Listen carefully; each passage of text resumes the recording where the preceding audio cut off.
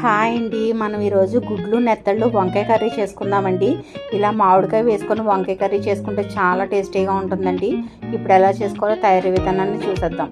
ముందుగా వాటర్ని మరిగించుకొని శుభ్రంగా క్లీన్ చేసుకున్న నెత్తళ్ళను వాటర్లో వేసుకొని 2-3 సార్లు శుభ్రంగా క్లీన్ చేసుకొని రెడీగా పెట్టుకోవాలండి.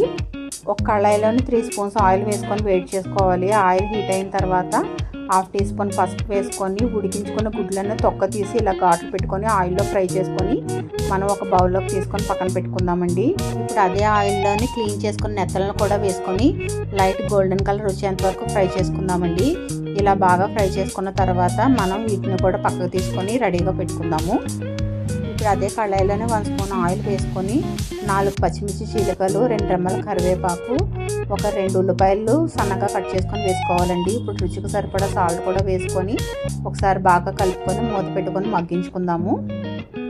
ఇలా ఉల్లిపాయలు మగ్గిన తర్వాత ఇందులోని ఒక వంకాయని ముక్కల కింద కట్ చేసుకొని వేసుకోవాలి. అలాగే పుల్లగా ఉన్న మామిడికాయను ఒక 1/2 తీసుకొని ముక్కలు చేసుకొని వేసుకోవాలండి. ఇప్పుడు మూత పెట్టుకొని ఒక 2 నిమిషాల పాటు మామిడికాయ వంకాయని మగ్గనిద్దామండి. ఇలా మగ్గిన తర్వాత ఇందులోనే 1 స్పూన్ ధనియా పౌడర్, 1/2 స్పూన్ జీరా పౌడర్, 1/2 స్పూన్ పసుపు, రుచికి సరిపడా కారం వేసుకొని ఆయిల్లో 1 నిమిషం పాటు ఫ్రై చేసుకుందాము.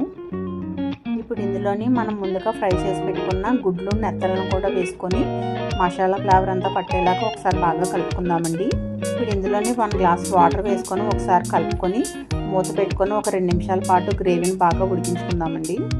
ఇలా 2 నిమిషాలు ఉడికించుకున్న తర్వాత మనం గ్రేవీ కన్సిస్టెన్సీ ఒకసారి చూసుకొని కొత్తిమీరతో గార్నిష్ చేసుకొని సర్వ్ చేసుకోవడమేనండి. చాలా టేస్టీగా ఉంటుందండి. ఒకసారి మీరు కూడా ట్రై చేయండి. Thank you for watching. Please like.